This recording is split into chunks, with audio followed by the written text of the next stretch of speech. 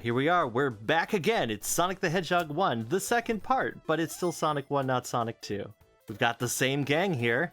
We've kept them all week or two, or however long it's been. Everyone hydrated? Yeah. No, I ran out of water. Oh, wait, what? What the hell? Oh, it's the thing. I know it. It's the thing. I got hit. Was that a reference of me needing to know the reference of the thing that's saying I know that reference? I'm a little confused. I don't know what you just said to us, so I totally support you, man. I kind of Got lost you, what I bro. was saying myself, so Is that a reference of the thing I referenced or the thing I need to what? I don't know. FTCR.exe has encountered an error.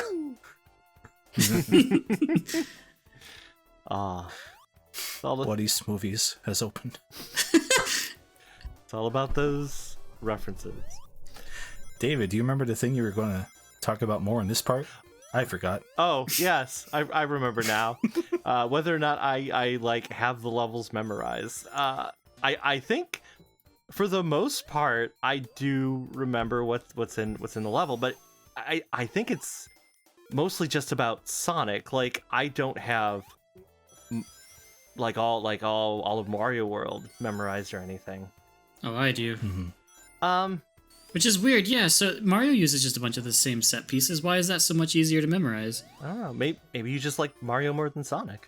Oh shit! I wonder if it's a thing where it's like, though, at least the individual levels in Mario, they feel like they're a lot smaller than the Sonic levels are, because I mean, like the Sonic levels, I mean, they're meant to go fast, but because of that, they're much bigger in scope. Like you can look at like a map of all of the levels in Sonic 1 versus the maps of each of the levels in Mario World, and I feel like the ones in World are significantly smaller. Yeah. So it's like, yeah, there's that, like, that's a lot easier to deal with, especially when there's not as many. In World is a weird case, because like there are like a couple levels that have like those like secrets that you can find, but like sometimes some are more obvious than others. So it's like there's that kind of thing. Where like Sonic, all the secrets are at least in this one, all of the secrets are just kind of like they're extra stuff. Like nothing is important. And then like in Sonic 3 is when Sonic 3 is like the first time when they start adding like important secrets like Mario World. I don't know. I'd say everything. No, David. I know, right? You kept my secret shame. I missed the 5th emerald the first time around. Well, I couldn't have you go into the ring and not show it, you know. Yeah. Also, this LP was already really short. Oh, well, Sonic 1 is kind of a short game. Like, once you know how to play it. It's interesting, because I was recently looking through old Usenet posts from when the original Sonic the Hedgehog came out. Oh, yes. I was actually going to ask you about these. Please continue. Oh, yes. yeah. I probably should have, like, indexed it better before this, because I was just kind of doing it as I'll figure out what to do with these later. Because one of the interesting things is, like, you know, when Sonic was announced in Japan, like nobody in the West knew until a few months later, when it finally was like put in copies of Mega Drive Beep, which was the Japanese Mega Drive magazine. And so you have this one guy who's like, wow, Sonic's gonna be the answer to Mario and Bonk. Because one of the things I noticed is that a lot of people at the time are still talking about the TurboGrafx 16 and Bonk. Right. And for some reason there's this one guy who's like really obsessed with the Atari Lynx, and he's like, it's so great. Why is Sega even going to bother to make a Game Gear? The Game Boy's terrible. It's all about the Lynx. Poor bastard. I feel bad for that guy. I mean, It sounds like the opinion of someone who would be on a message board in 1990 talking about this. yes. Anyone at that point is like, I like Bonk, I like the Atari. Oh, he does. Too big to fail. It is. It was too big. It failed. But yeah. So you have, you have this person who's like, oh, it's coming. Like Sonic is coming, and like the very first person who acknowledges the fact Sonic's coming is like, well, why do we? Damn it. that Sonic is going to be released. That's not that much better. Okay. They're like, hey, Sonic is Sega's answer to Mario. And the very first person is like, well, I think they already have an answer to Mario. It's called Alex Kidd. And you're like, oh, already people are like, I don't want this. Or that we don't need it. Does this guy even play rock, paper, scissors? What the hell, Sega? Right. But I mean, a lot of the posts of like, once people get their hands on the game, for some reason, they're all like a week and a half before June 23rd. So release dates aren't like, they're not really a thing back then. The reason people get like Sonic 2 was a big deal in its release strategy is that, it came out all at once on the same day everywhere. So, but in 1991, it's like, here's Sonic a week and a half before you're supposed to be able to buy it. And there were a lot of people who were into it, but they do get stuck. And I found a post from 1991, which surprised me, where someone's like, Marble Zone sucks, why isn't it more like Green Hill? And I'm like, oh no, why did you do this to me? That was the one, you posted that somewhere and I read it and I was like, holy shit, Sonic conversation has been the same since literally inception. What the fuck? It was like a very detailed, thoughtful post too, about like why it doesn't work, and I was like, man, nothing ever changed. Time is a flat circle. Right, like all the Sonic Discourse that exists now has existed since before Sonic was really a thing. So even when they're like, they don't have the terminology, like the word platformer doesn't even exist at this point. You know, you have, because someone likes to call it run and jump and shit at this point, and I'm like, okay, I'll go with it. It's not the industry standard, but maybe it should have been. Especially that third part that's missing from the genre these days. Yes. Because they didn't know what to call it. I guess they were like, it's an action game, it's something with jumping. But after Sonic 1 came out, so there were a lot of people who were like, I'm really into it, I want to buy it. Some people were mad because they wanted to, I'm having trouble here. Yeah. They wanted to watch though. Well, yeah, it's just showing off the physics. Yuji Naka did this. You gave up. You might have heard of him. I did. Creator of Balan Wonderland? Oh shit. I mean Wonderworld? Who's gonna make that Let's Play? I mean, Chris. I already recorded Let's Plays for 2 other Yuji Naka games, wink wink nudge nudge. Oh, Sonic 2 and 3? Yeah. Click on this link to view now. Wait, shouldn't they finish this first? Click the link after this video ends now.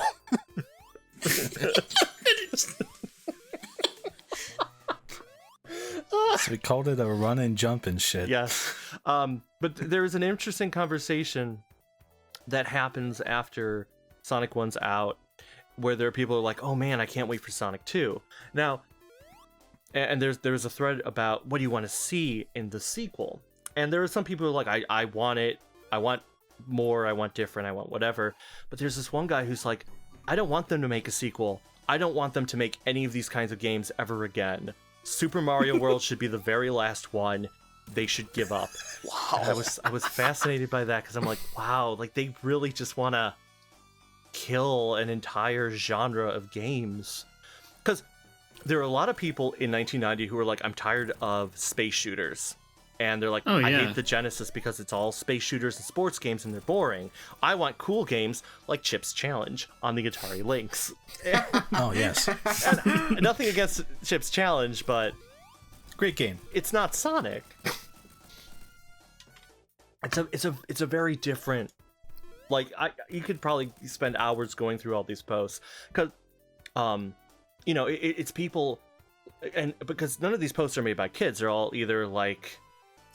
I think Yeah. almost all of them are in college. So you have people who are like, I grew up on the Atari, and the Atari had cool games. Pac-Man was cool, Asteroids and Centipede, but Sonic's boring. And I'm like, what are you Yes, Pac-Man on the Atari 2600, everyone's favorite video game. Right. Well, Much better than Sonic 1.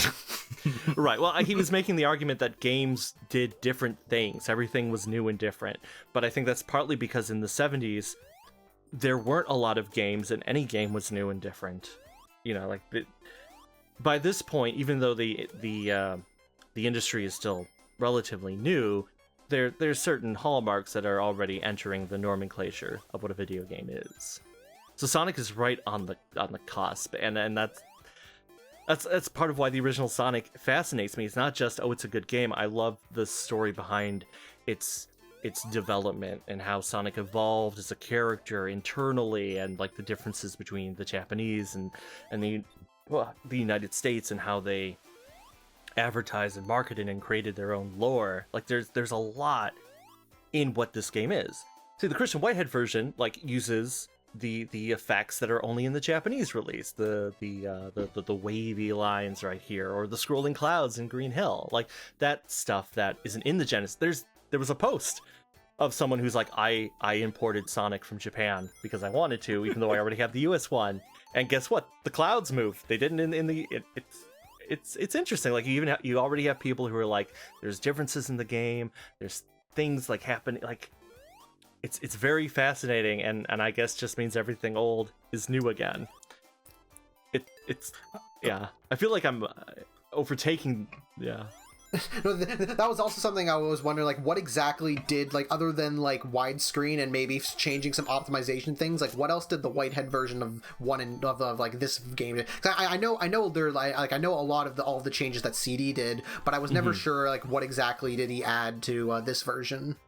Oh well, I think like normally it's pretty much the same. It still has like the quirks of the retro engine. I don't think I get crushed anywhere in this footage, but like crushing is super easy. It's far easier to get crushed than it is in the original version. Yeah. Which I mean, yeah. the crushing physics in Mania were pretty bad, so that isn't too surprising. Yeah, like it's the same basic crushing physics from Mania. So crushing physics. Yeah. That's not really what it is. It's fine. Oh, it has its own dedicated engine to not working. Yes. That's when Sonic Team was like, "Yep, these are the guys."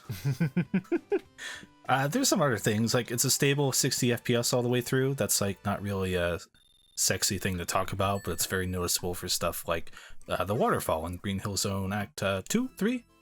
That one with the turning spike bridge that would just slow the heck down all the time. Yeah. It's stuff like that. It's just kind of...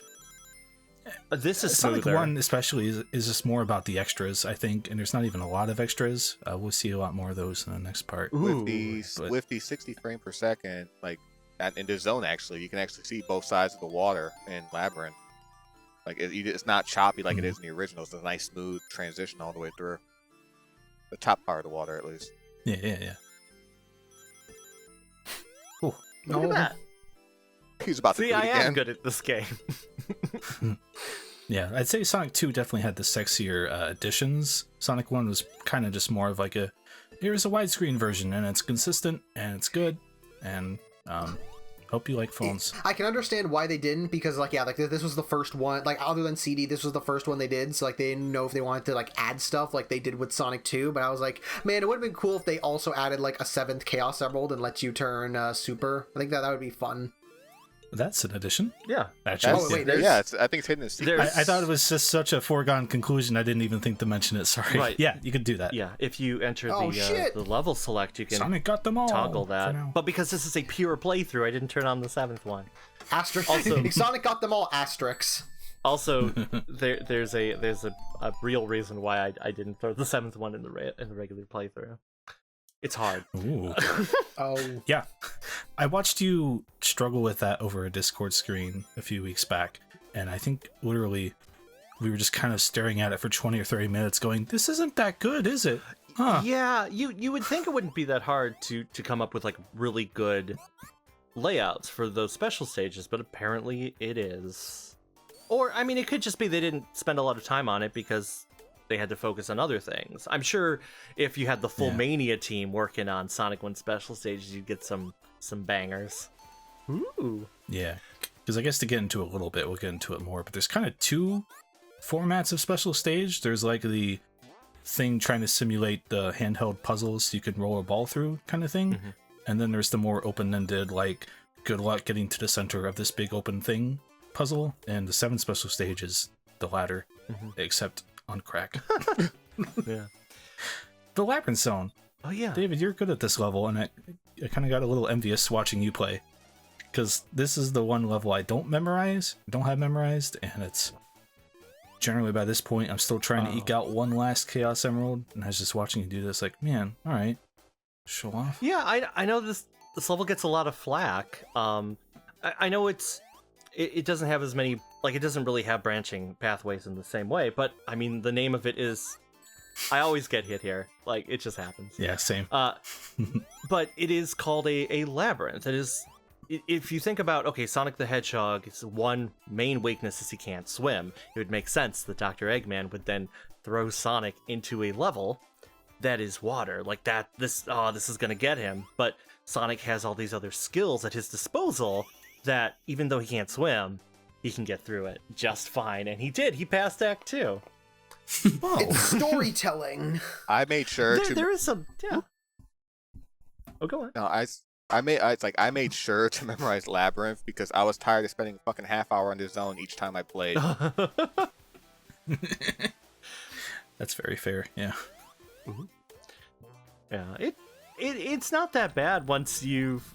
I mean, granted, I've been playing it for almost 30 years, but yeah, there's that consideration also. Yeah, you know. I get a lot of the complaints behind, say, a marble zone, and I totally understand it. I think that zone you can work some speed in kind of better, you know, and that's kind of the main complaint, right? Yeah.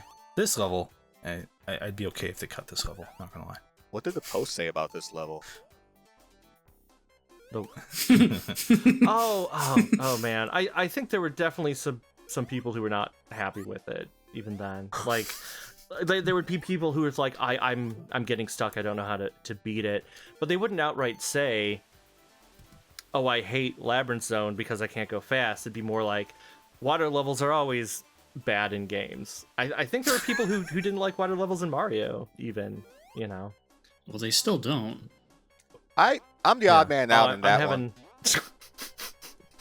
Oh, okay. I was having some trouble hitting that spring. Right, because I went the lower path, I went this path which I normally don't, but I wanted to show off Sonic doing the cool hanging on bits.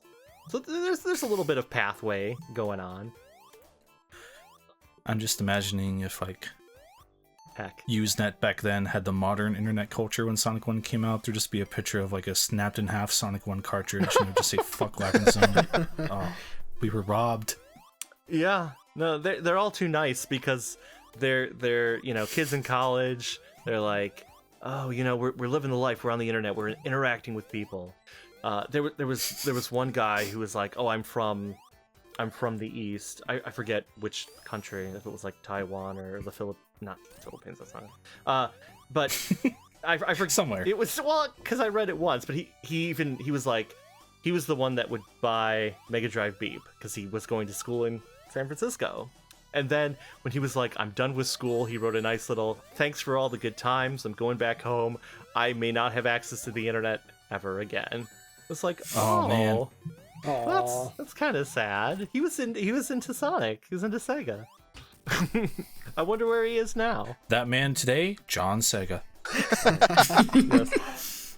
Oh, right. There was one person who said when I started playing Sonic, I was like, this is okay, but it's not as good as Mickey Mouse and Castle Illusion. Castle Illusion is a pretty great game, so, I mean, understandable. Can't fault that too bad, I guess, yeah. That's the history lesson. Still thinking about David saying Sonic is coming. I just haven't stopped. He's coming soon. When you not, but she keeps sucking.